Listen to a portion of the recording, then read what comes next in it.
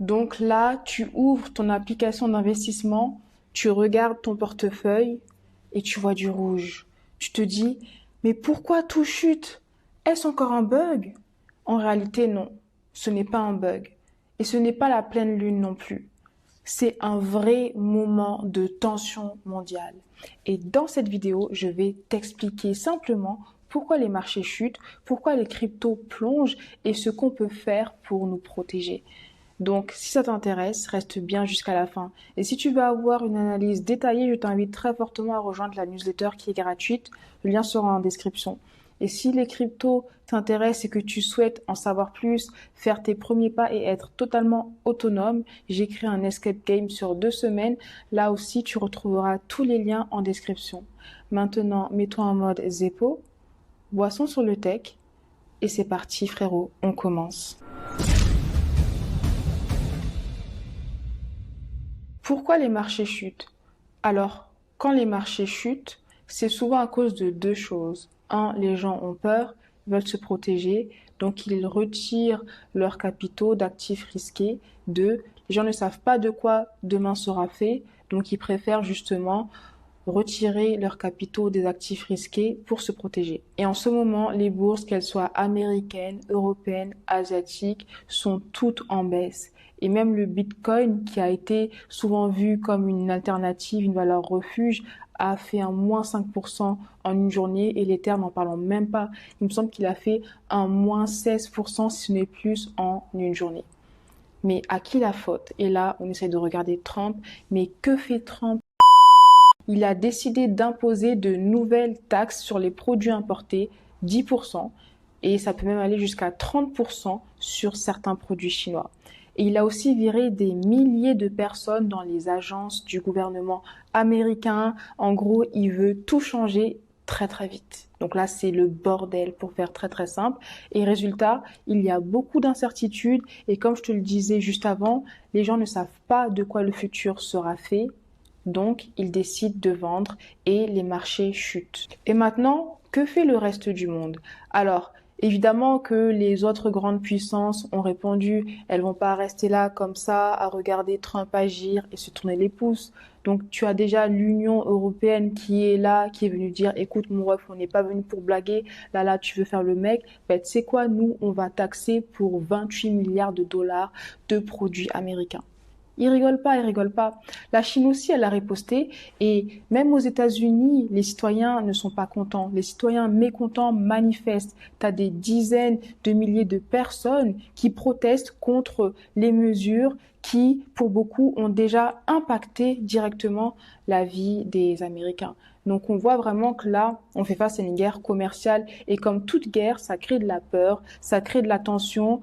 Les entreprises n'investissent plus, les entreprises veulent se protéger et c'est la raison pour laquelle les marchés paniquent et les prix chutent. Maintenant, question qu'on peut se poser, sommes-nous en train d'aller vers une récession?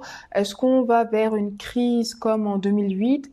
Alors, je ne vais pas te faire peur, mais il faut savoir quand même que Goldman Sachs, qui est l'une des plus grosses banques américaines, estime qu'il y a 45% de chances qu'une récession arrive bientôt. Et ce n'est pas la seule.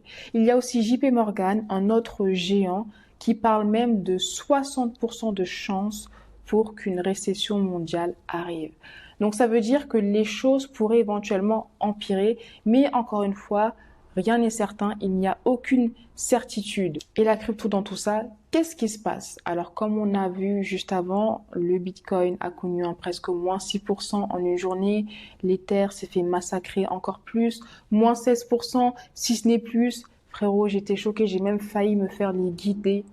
Là, j'étais obligée de rembourser un peu mon prêt parce que sinon j'allais me faire liquider. On est descendu à, je crois, 1430. 1430. Il me semble que c'était en 2021 qu'on avait ces prix. Là, les marchés sont en train de saigner très, très, très, très fort. On peut se demander, mais pourquoi la crypto chute?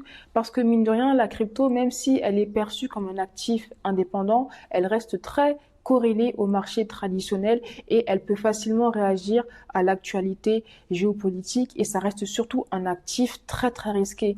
Donc, Quand les institutions décident de dérisquer et de sortir leurs capitaux de la finance traditionnelle, si elles avaient également investi dans la crypto, il est normal qu'elles décident de sortir ces actifs qui étaient en crypto. Et comme on l'a dit également en introduction, en période d'incertitude, les investisseurs fuient le risque pour trouver refuge vers des devises qui sont plus stable, entre guillemets, ou moins risqué. Et en plus de ça, on sait que Donald Trump, il n'est pas très stable, il aime bien retourner sa veste parce que certes, là, il avait un discours pro-crypto, il voulait se mettre dans sa poche tous les électeurs pro-crypto, mais il faut qu'on se rappelle quand même qu'il y a plusieurs années de cela, il était anti-Bitcoin.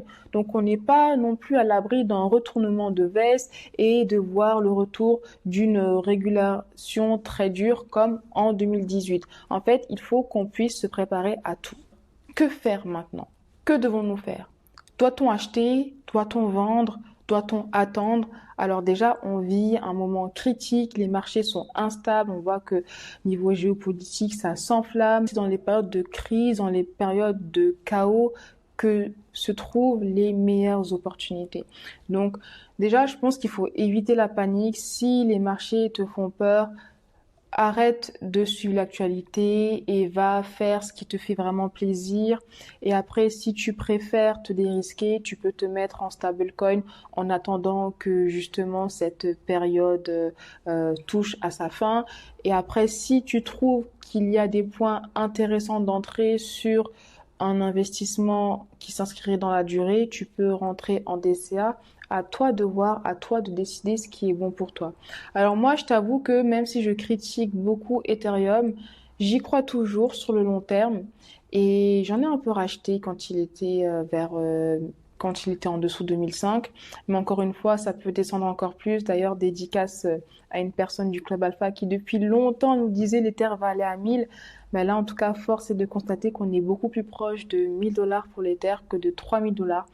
Donc, à toi de voir ce que tu souhaites faire. Si aussi c'est un sujet qui t'intéresse, tu peux toujours suivre l'actualité, mais il ne faut pas que ça ait un effet néfaste, négatif sur ta santé mentale.